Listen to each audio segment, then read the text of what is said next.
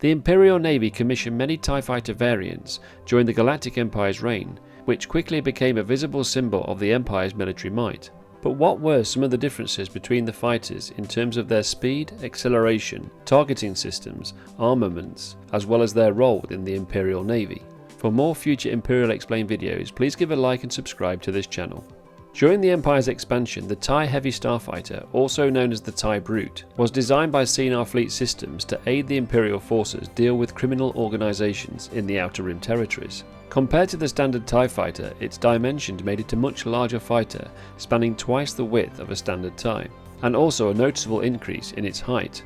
At 11 meters tall, it would tower over all TIE variants in a hangar bay. Although its increased firepower consisted of a twin laser cannon and its hull featured reinforced armour, this TIE design was particularly slow and cumbersome, which required droid pilot assistance to operate navigation, weapon and diagnostic systems. Costing around 90,000 Imperial credits to produce, it was less expensive than some of the later models. The use of the fighter was in favour with a large percentage of pilots, but some Imperial admirals felt the Starfighter needed to be used sparingly and wished to have a blend of other TIE models included. The TIE Bomber was a design used to accurately provide the Empire's bombardment when seizing enemies and protecting Imperial assets. The bomber's purpose replaced the devastating impractical destruction caused by capital ships when bombarding worlds. Costing at a reasonably hefty 150,000 credits to build, compared to a standard TIE at around 60,000. The Imperial Navy increased the use of this model to bomb its targets with great precision. As part of its key attributes, the TIE Bomber also possessed reinforced armour and was equipped with shielding. However, along with the heavier TIE variants, it ranked as one of the slowest, including its acceleration. Other very similar craft produced by Canon Fleet Systems, but used for different purposes, were the TIE Boarding Craft and the TIE Command Shuttle. The TIE Boarding Craft design was to repurpose a TIE Bomber's secondary pod to transport passengers such as a squad of stormtroopers, and include a docking hatch at the front. Although it was slightly shorter in length compared to a TIE Bomber, it almost held the same specification.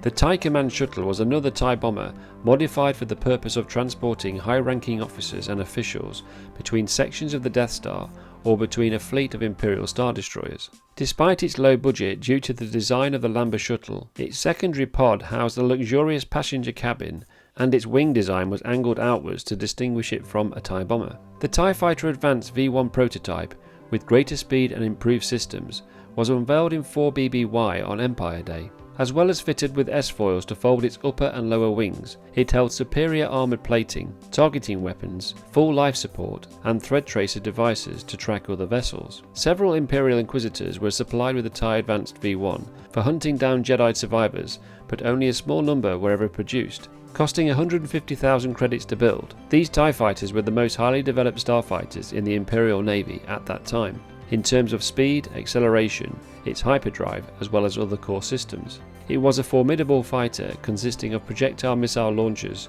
advanced targeting, shielding, including inner wing and solar energy collector panels. By the time further TIE models had been developed, its speed was closely behind the TIE Defender. Designed specifically for Darth Vader's own personal requirements, Canon Systems created the TIE Advance X1 in 4BBY, which consisted of the most advanced targeting system ever produced, a reinforced hull, advanced shielding and a hyperdrive being a few improvements. However, its extra weight impacted upon its speed, but it was still in the top 5 variants. Despite its popularity during testing, pilots favoured its performance, although due to its cost of 160,000 credits at that time, Imperial authorities deemed the Starfighter too expensive to bring into mass production. Later, the Advance X1 had heavy influences on the design of the TIE Interceptor. Although the TIE Interceptor was a concept design as early as 14BBY, the lethal starfighter was agreed into production by senior Imperials in 3BBY to counter the growing rebel threat posed by X-Wing and Y-Wing fighters.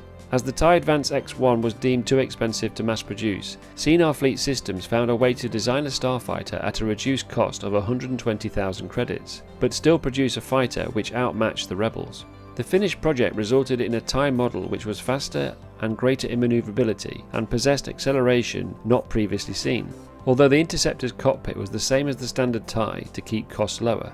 Its most unique feature was its 2 frontal gaps on the TIE's lower and upper wings to provide greater visibility to the pilot. Another cost saving was discounting any shields or hyperdrive from the final design. By 4 ABY, the TIE Interceptor accounted for around 20% of the entire Imperial Navy's starfleet. In 2 BBY, Grand Admiral Thrawn led a project to develop a TIE with a hyperdrive and improve offensive and defensive systems. His reasoning for the project was after he discovered Imperial pilots who had been captured were not content to carry out piloting starfighters with no shields or a hyperdrive.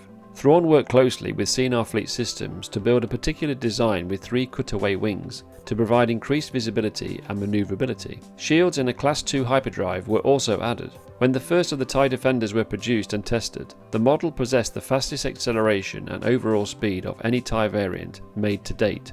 Unfortunately, although the TIE Defender delivered on performance, budgetary concerns of the cost to build a single fighter at 300,000 credits discouraged the Empire from producing en masse. Darth Vader saw the potential of the TIE Defender and recommended to Emperor Palpatine that Thrawn's project should be progressed.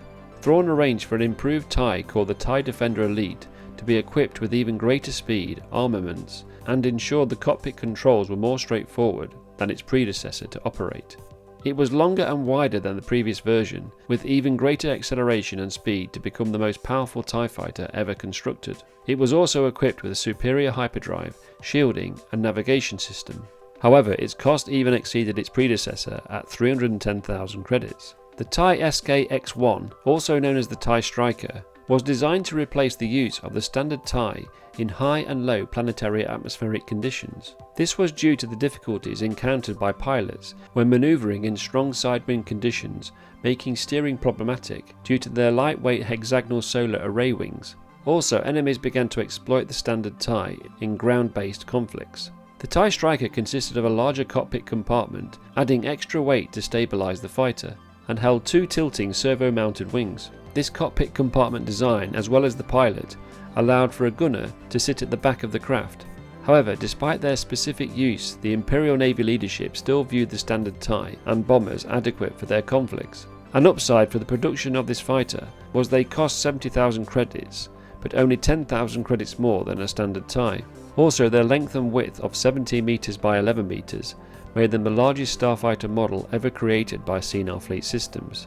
The TIE Reaper attack lander had a similar appearance to the TIE Striker, but held a very different use for the Navy.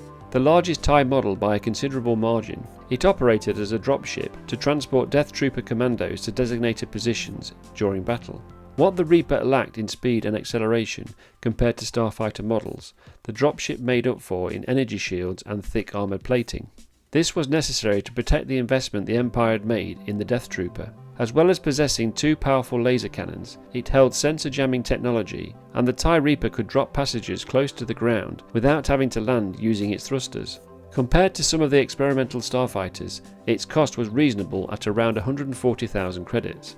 If you are interested in more Imperial Explained videos, please check out my channel. Thanks for watching, and as always, long live the Empire.